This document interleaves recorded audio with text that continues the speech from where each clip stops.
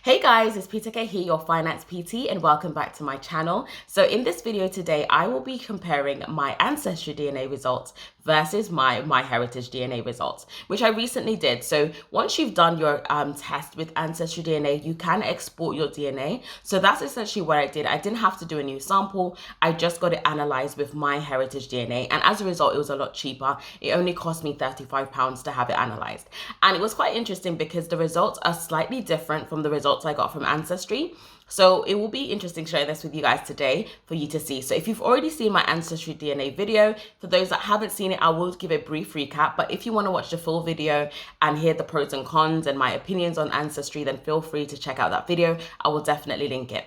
Anyway, so let's get straight into it. So with my Ancestry results, just to kind of give you the background. So I did that kit in December and I got my results at the end of January. So for those of you that don't know anything about me, I am Jamaican. I was born in Jamaica. And I moved to the UK when I was 7. So, of course, being Jamaican, you don't really know your ancestry. You know that you're from Africa, but you don't know where in Africa and all the logistics of it. So that was my main reason for doing Ancestry DNA. I wanted to find out more about my heritage. I wanted to know where I came from, and that's why I did it. I had my suspicions, but some were right, some were wrong. But anyways, let me share it with you now. So my Ancestry DNA results were as follows. So I had Nigeria, 44%. I had Benin and Togo, 16%. Cameroon, Congo, Western Bantu peoples, 15%. I had Ivory Coast and Ghana, 12%. England and Northwestern Europe was 9%. Mali, 3%. Senegal, 1%. And then there was Portugal, but it was less than 1%, so I don't really count that. So that's essentially what I had. So I had 7 genetic groups and I was classified as 91% African and 9% European. So now I'm going to share with you my MyHeritage DNA results. So when I got it, it was really quick. It took about 4 or 5 days for them to analyze it. And I was really, really excited. And one of the great things with Ancestry and MyHeritage is that it links you to your DNA matches. Now, one of the crazy things that I had found with Ancestry DNA was that a cousin of mine had done it. And of course, they linked us together. She was right there at the top of my genetic matches. But there were also a lot of other people that were like my second cousins. That was quite interesting. And we shared a lot of shared DNA. I'm yet to reach out, but maybe in the future. Anyway, so let's get into the MyHeritage DNA results. It's actually really hard to say it all at once without saying it wrong. So I had Nigeria, 51%, and it also was able to identify that I belong to the Jamaican community, which was interesting. I would really love to know what is it about my DNA that shows that I'm linked to Jamaica. That's really interesting. And okay, so I also, this second one for me was a big shocker because I wasn't expecting it. And one thing I do prefer with MyHeritage is the fact that they're more specific in the countries they give you. Whereas if you see with my Ancestry results, some are based on the regions as opposed to the specific countries. So I got Sierra Leonean, 21.7%, which I found really, really interesting. And I was like, whoa, that is so cool. I got this third one, surprised me. It's an East African country.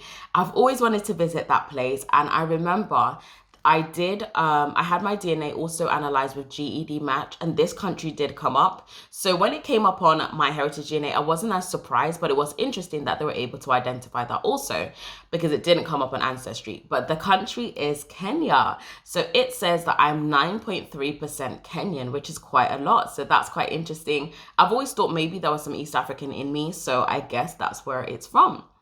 I also got West African, so it just did the basic region, I guess, of 6.6%. So overall, my African is Nigeria, Sierra Leone, Kenyan, and West African.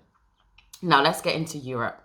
The Europe was also still identified on MyHeritage DNA, but it was slightly different. So it said that they identified Eastern European, 4.19%. And one of the countries that it kind of linked me to was Ukraine.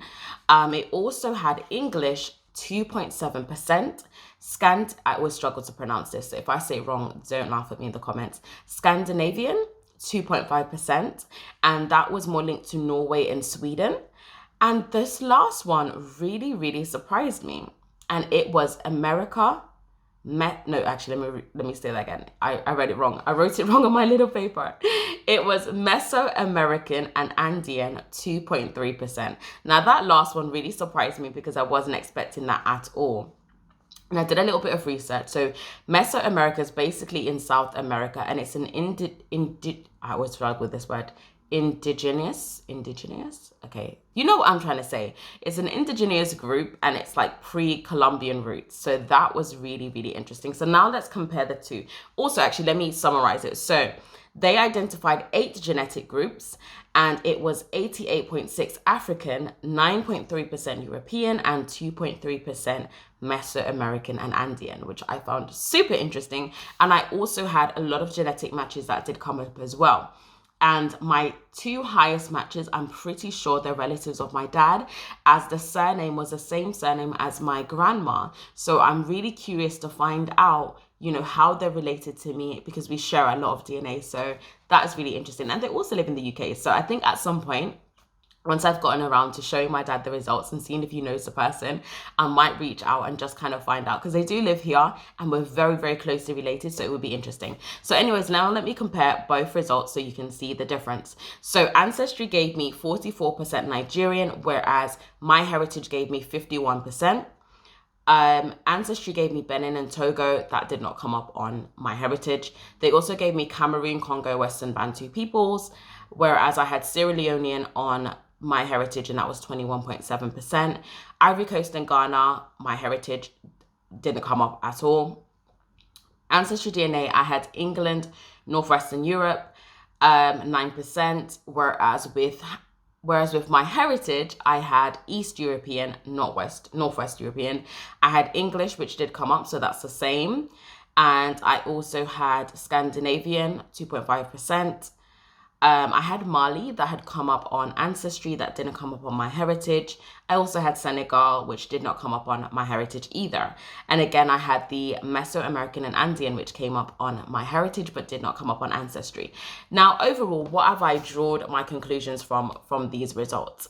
I'm definitely Nigerian. Nobody can take that away from me. I'm practically half Nigerian from my DNA. Like, no one can remove that from me. It's proven. Both have said Nigerian 100%.